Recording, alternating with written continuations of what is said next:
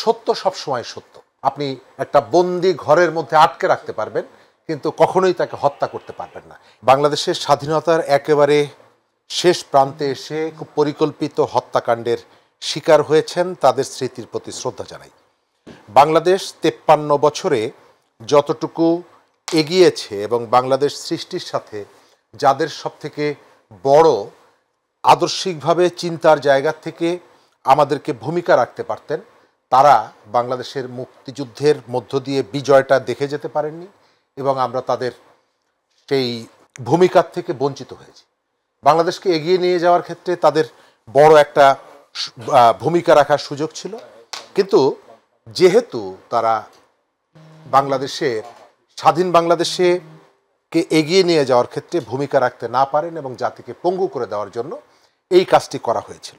এই কাজটি কারা করেছিল এটি একটা রাজনৈতিক বিতর্ক এবং খুব পরিকল্পিতভাবে এই ঘটনাকে ধামাচাপা দেওয়ার একটা প্রবণতা আমাদের রাজনীতিতে আছে। সেই সময়কালে আপনি বাংলাদেশের শুধুমাত্র দৈনিক সংগ্রাম পত্রিকাটা যদি দেখেন তাহলে বুঝতে পারবেন যে এই হত্যাকাণ্ডের পেছনে কারা ছিল। এবং গত 53 বছরে একটা চক্র নানাভাবে এটিকে অন্যদিকে ডাইভার্ট করার চেষ্টা করেছে, কিন্তু সত্য সবসময় সত্য।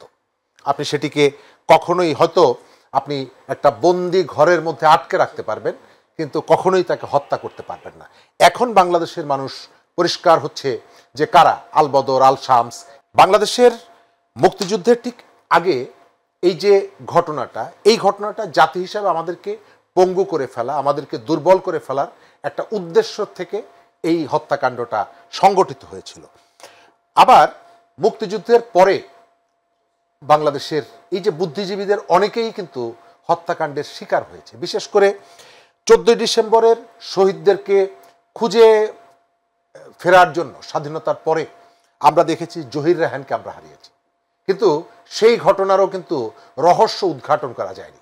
বাংলাদেশের বুদ্ধিজীবী হত্যাকাণ্ডের মাস্টার মাইন্ড যারা, তার পেছনে যারা সম্পৃক্ত, কখনো কখনো তাদেরকে খুঁজে বের করা গেছে, কিন্তু রাজনৈতিক কারণে তাদেরকে সেইভাবে আমরা সবার বিচারের মুখোমুখি করতে পারিনি।